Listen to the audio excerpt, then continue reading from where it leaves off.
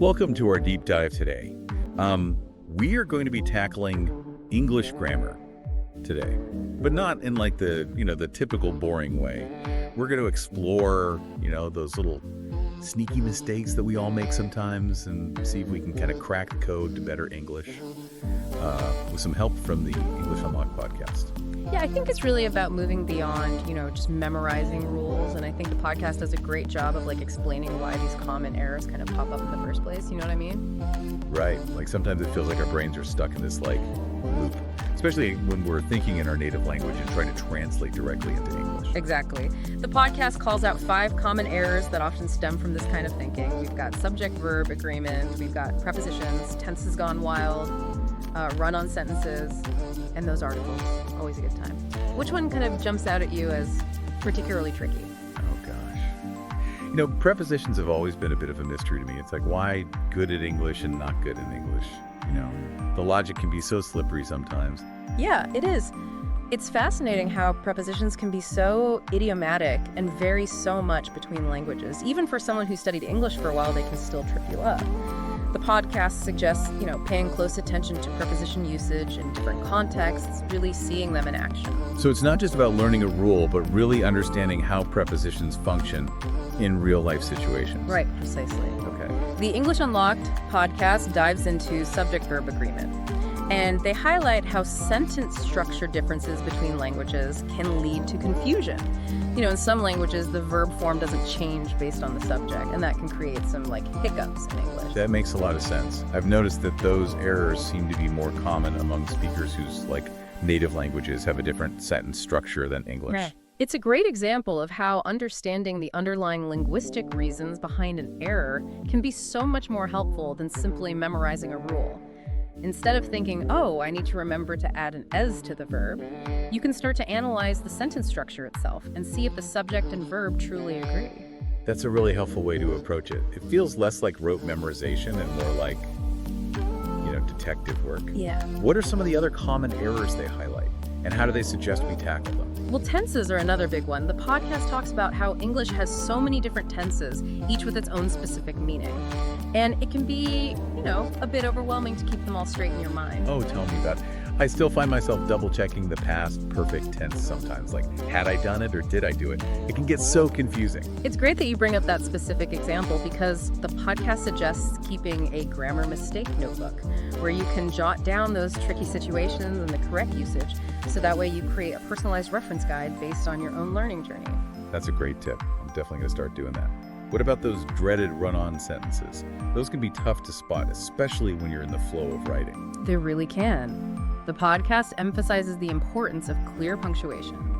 They advise taking a moment to breathe and consider whether a period or a comma is needed to create a more natural pause and improve the clarity for the reader. It's like giving your reader a break, right? No one wants to wade through a sentence that just keeps going and going. And then we have those tiny but mighty articles, a, and the one. Sometimes it feels like they have a mind of their own. They certainly can be tricky, especially for learners whose native languages don't have articles or use them differently. The podcast encourages us to pay attention to how native speakers use articles and to try to internalize those patterns through exposure to authentic English. So it's about training our ears and eyes to pick up on those subtle nuances, rather than just trying to memorize a bunch of rules. It sounds like English Unlocked is really advocating for a more intuitive approach to grammar. Absolutely. They're all about understanding the why behind the rules and developing a deeper sense of how the language actually works. Okay, so we've identified some of the common culprits that trip us up. But how do we actually start making progress and improving our grammar? English Unlocked suggests 5 strategies, right? That's right. They offer 5 key strategies: reading, listening, practicing, using tools, and learning from mistakes.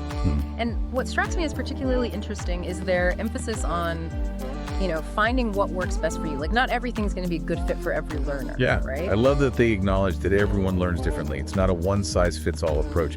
So for those of us who love, curling up with a good book, They suggest choosing reading material that genuinely interests you. Right, exactly. Whether it's a mystery novel or a science fiction epic or even just your favorite blog, the key is to find something that keeps you engaged. And they highlight how, enjoyment plays a crucial role in absorbing grammar naturally. It shouldn't feel like a chore. Yeah, it makes so much sense. When you're hooked on a story, you're not even thinking about the grammar. You're just immersed in the language. And that kind of immersion is incredibly powerful. It allows you to internalize the patterns and rhythms of English without even realizing it. So reading for pleasure is like a secret weapon for grammar improvement. What about listening? They mentioned that podcasts and TV shows and movies can be helpful too. They do. They really stress the importance of diversifying your listening sources. So don't just stick to one accent or style.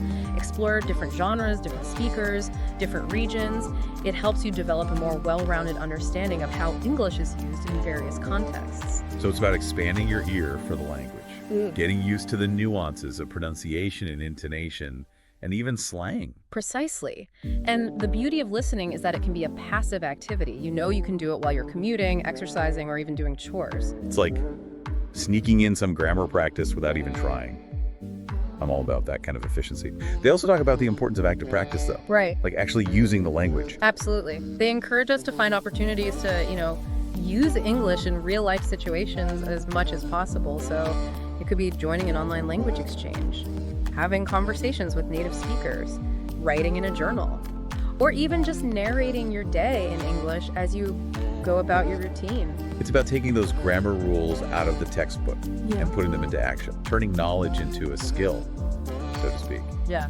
What about grammar tools? I know there's so many apps and websites out there these days. Yeah.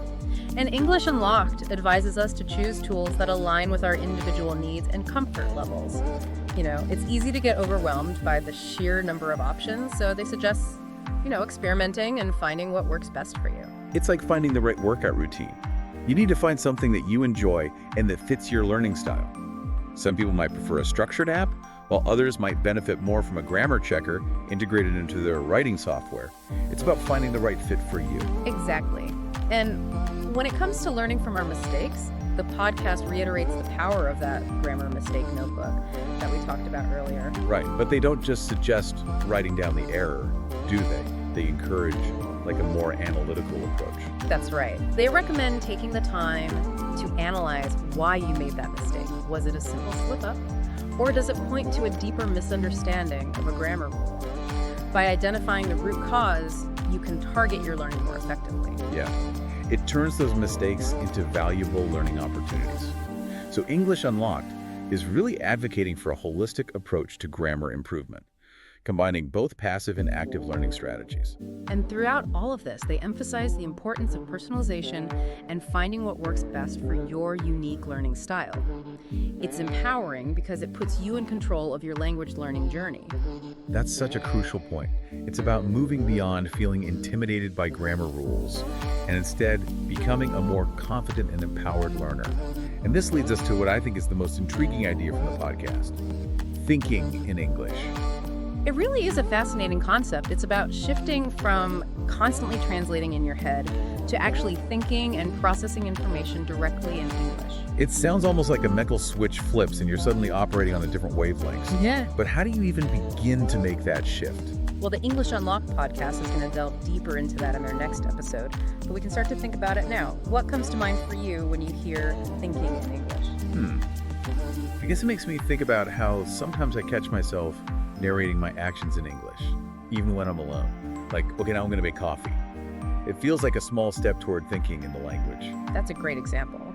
It shows that you're already starting to internalize the language and use it automatically without even really, conscious effort.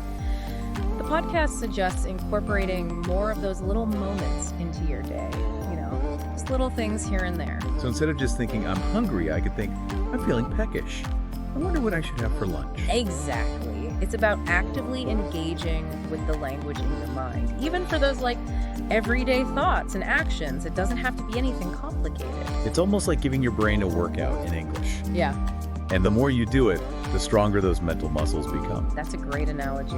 It highlights how thinking in English is a skill that you can develop over time with consistent practice. And as the podcast emphasizes, the rewards can be huge. really significant. Yeah, they talk about it being a game changer for fluency, right? Right. They suggest that when you can think in English, you unlock a whole new level of spontaneity and natural expression. You're not hindered by that constant translation process in your head. It's like you can just be yourself in the language. It's like you're free from those mental chains and the language can flow more effortlessly. Exactly. And that can boost your confidence in speaking and writing, too. When you're not struggling to translate, you can focus more on conveying your message effectively. So as we wrap up our deep dive today, it seems like the key takeaway is that mastering English grammar is about more than just memorizing rules. It's about developing a deeper understanding of how the language works. Yeah. It's about understanding why those rules exist, finding strategies that work for you, and ultimately striving to internalize the language to the point where you can think in English. And while that might sound like a really lofty goal, it's something we can all work towards, step by step. It's a journey of continuous improvement, and every little effort counts. I think that's a great note to end on. It's about embracing the process, enjoying the challenge, and celebrating every milestone